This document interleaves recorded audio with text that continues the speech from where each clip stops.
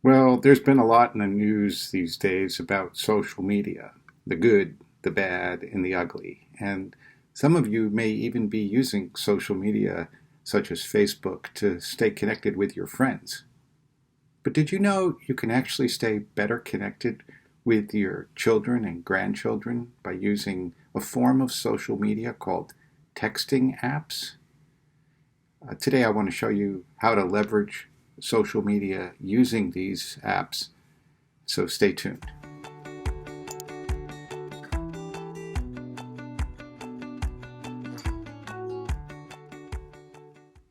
So generally when people are thinking of social media, they're thinking about apps like Facebook or Twitter or Instagram, Pinterest, apps like that. And these apps are generally really good if you want to follow or be followed by friends or even the general public. But if you have a group, for example, your family, uh, you want to have some sense of privacy within that group. And that's not what these services are made for. They can do it, but they're also in the business of curating information, meaning that they're trying to raise the level of attention to some posts, those that seem to be the most preferred or the ones that people want to see, and then they could bury your other posts or good information down below so that you can't find it. And you may find using the mainstream social media apps as a little frustrating if you're trying to communicate and stay connected with your children and grandchildren. So then there leaves the other option, which I want to recommend, which is texting apps. Let's assume that you have a group of people like your children or grandchildren, and you want to connect them all into a group, and then you want to stay connected. This is where texting apps are really strong. Now you can use your basic texting apps, such as comes with your phone, and I've already talked about the use of text in order to send messages to others with video or with text or just photos. Now, texting apps do that on steroids, but basic texting can still be used if you want to send to a group of people. You just have to add additional recipients to the to line where you put the name of the person you're sending to. And then that group of people, you can use that as a group and reuse that text by just finding that last text that was sent and resending with new texts, and others can reply to it. The problem with using that method is that texting groups tend to get buried among all of your other texts in your general texting app. And so you can't find that group. Or if you want to add a new person to the group or remove someone that you maybe changes a phone number, then you have a problem with doing that in a text. You have to start a new thread, which is what those texts are called. So then enter some apps which do this really well. Two apps that I'm familiar with and we've had really good success with are WhatsApp and GroupMe.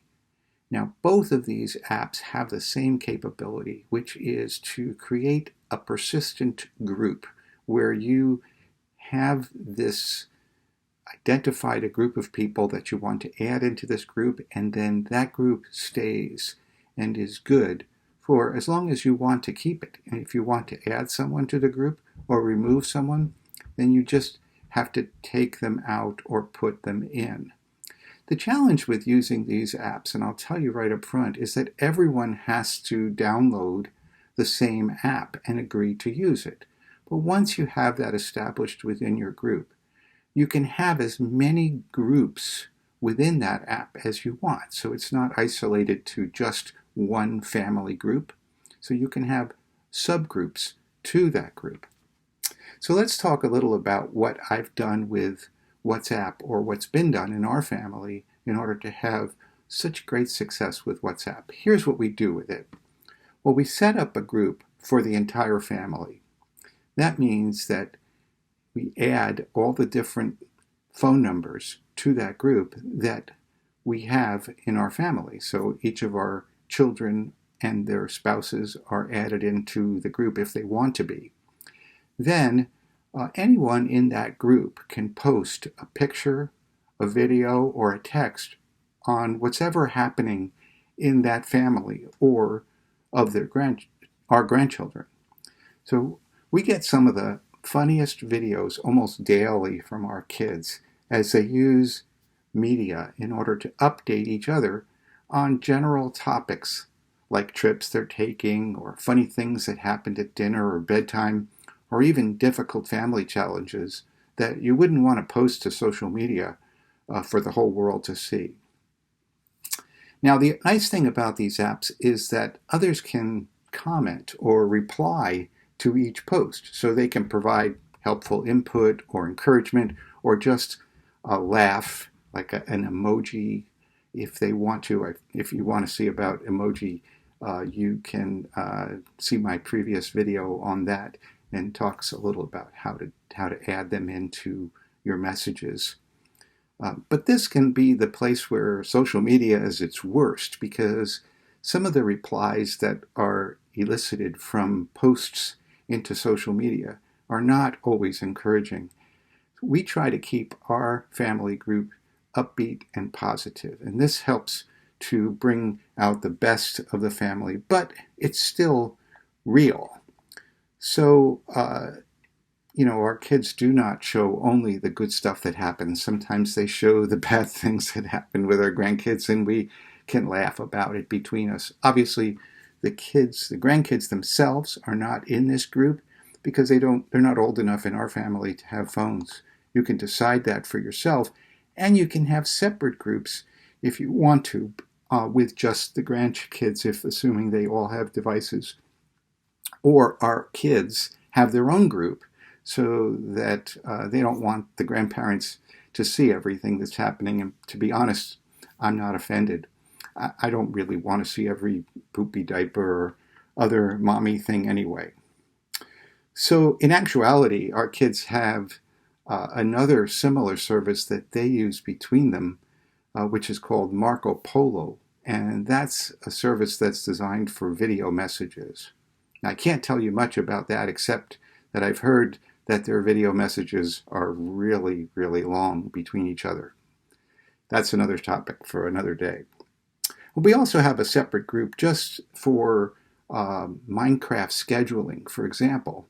And that's just the parents of the kids that participate in that game. And so we can send a message out about what's happening for scheduling that. The possibilities for whatever groups you want to create are really endless, and it's however you want to use it. Now, GroupMe, this is a very similar app. It does all the same things that WhatsApp is. It just so happens that our church uses that service for its groups. So there's one for the Celebrate Recovery group where I participate, and one for a coaching group that I'm a part of. Generally, these apps have a stickiness to them, which means that the groups are persistent, and it helps to keep the groups in sync with one another as long as somebody posts every so often in order to keep the group alive. That's never been a problem in our family group. We just happen to have kids that love to communicate. But even if they don't, they'll be listening and they'll be able to hear the things that are happening on the thread.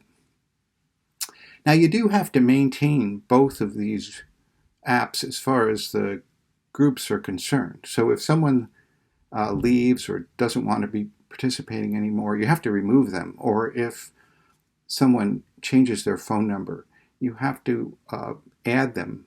But maintenance is fairly easy, and that can be done by the most tech-savvy person in the group. So it doesn't have to be everyone adding and deleting. Once the group is established, one person can be the administrator. So I hope that's helpful, and that's it for the topic for today. Thanks for joining me. Please remember to like, subscribe, and pass this on to a friend who you think can get something out of it. And Stay tuned for the next episode of Tech Tips for Seniors. Thanks for joining.